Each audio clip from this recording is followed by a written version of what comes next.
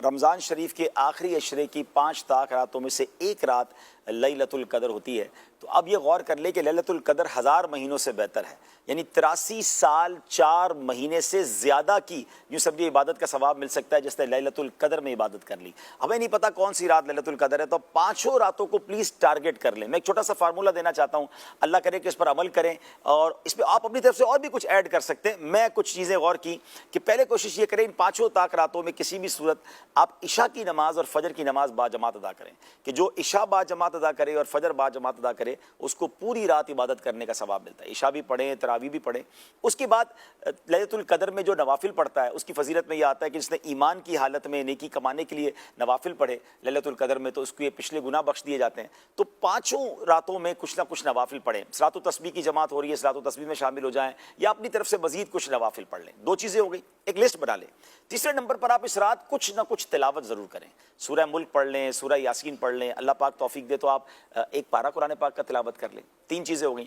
چوتھے نمبر پہ آپ اس رات میں کچھ تسبیح ذکر و اذکار کریں، کلمہ پاک پڑھ لیں، درود پاک کثرت سے کچھ پڑھ لیں، یعنی ٹارگٹ کر لیں کہ بھائی میں نے 200 بار کلمہ پاک پڑھنا ہے، 313 بار درود پاک پڑھنا ہے، پھر سبحان اللہ، الحمدللہ، اللہ اکبر کی ایک تسبیح پڑھنی ہے، کچھ ذکر و اذکار کر لیں۔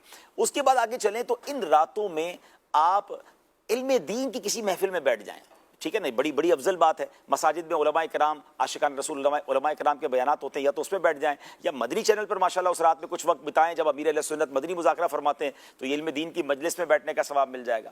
5واں کام یہ کریں کہ اگر آپ کے پاس والدین ہیں، سبحان اللہ کتنے خوش نصیب ہیں وہ لوگ جن کے پاس ان کے ماں باپ بھی ہیں، ماہ رمضان بھی ہو اور رمضان کی طاق راتیں بھی ہوں، ان کی خدمت کریں، ان سے کچھ دعائیں لے لیں، ان کی دستبوسی کر لیں، ان کے دل میں خوشی کا باعث بن جائیں تو انشاءاللہ ان کی برکت مل جائے گی۔ اور اگر ماں باپ نہیں ہیں تو پھر ہو سکے تو کچھ دیر کے لیے قبرستان جا کر وہیں جا کر سورہ یاسین پڑھ لیں، چلیں ان کو بھی سنا دیں تو ان کی بارگاہ میں حاضری ہو جائے۔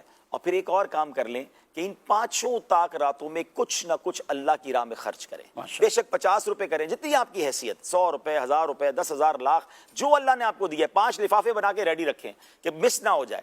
اب کیا ہوگا اگر یہ 6 کام آپ نے نوٹ کر لیے اور یہ سارے کام آپ نے 5 راتوں میں کیے، ان میں سے کوئی بھی رات لیلۃ القدر ہوئی تو وہ عبادت 1000 مہینوں سے بہتر ہو جائے گی۔ 1000 مہینوں کے برابر نہیں فرمایا، خیر من 1000 شہر۔ تو انشاءاللہ ہم نے اس بار لیلۃ القدر کو ضائع نہیں کرنا۔ ہمیں نہیں معلوم، ہو سکتا ہے یہ ہماری زندگی کی آخری لیلۃ القدر ہو، اگلے سال رمضان نے بھی آنا ہے، انشاءاللہ لیلۃ القدر بھی آئے گی، ہمیں نہیں پتا ہم ہوں گے کہ نہیں ہوں گے۔ تو پلیز ان 5 راتوں میں اور کوئی کام نہیں کرنا ہے، اللہ کی رضا والے کام کرنے ہیں۔ تھک جائیں تو تھوڑی دیر سو جائیں، اب تہجد کی نیت سے دوبارہ اٹھیں، مگر صرف عبادت اور اللہ کی رضا والے کام۔ اسلام میں مشورے کی اہمیت کس قدر ہے، اس کا اس بات سے اندازہ لگایا جا سکتا ہے کہ اللہ تبارک و تعالی نے خود اپنے حبیب صلی اللہ تعالی علیہ وسلم کو مشورہ کرنے کا حکم ارشاد فرمایا۔ اوہ سبحان اللہ۔ اور نبی کریم علیہ الصلوۃ والسلام سے بڑا دانا اور عقل مند کون؟ بے شک بے شک۔ جہاں بھر کی عقل و دانش نبی پاک علیہ الصلوۃ والسلام کے لاکھویں حصے تک بھی نہیں۔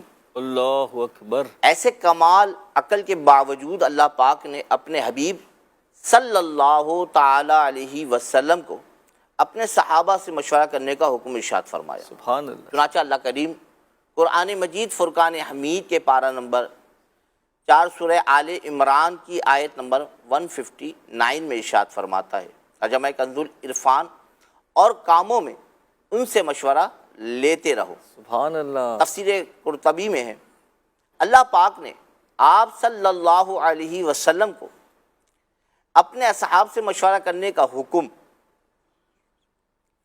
اس وجہ سے نہیں دیا کہ اللہ اور اس کے حبیب صلی اللہ علیہ وسلم ان کے مشورے کی حاجت رکھتے ہیں، سبحان اللہ۔ وجہ یہ ہے کہ انہیں مشورے کی فضیلت کا علم دے، اور آپ صلی اللہ علیہ وسلم کے بعد آپ کی امت مشورہ کرنے میں آپ کی اتباع کر۔ سبحان اللہ۔ اچھا، جب ہم مطالعہ کرتے ہیں تاریخ اسلام کا، کتابوں کا، تو اندازہ ہوتا ہے کہ صحابہ اکرام نے نبی پاک صلی اللہ تعالی علیہ وسلم کو کس انداز سے جو ہے وہ مشورے دیے، اور نبی کریم علیہ الصلوۃ والسلام نے ان کو کس طرح اہمیت عطا فرمائی۔ سبحان اللہ۔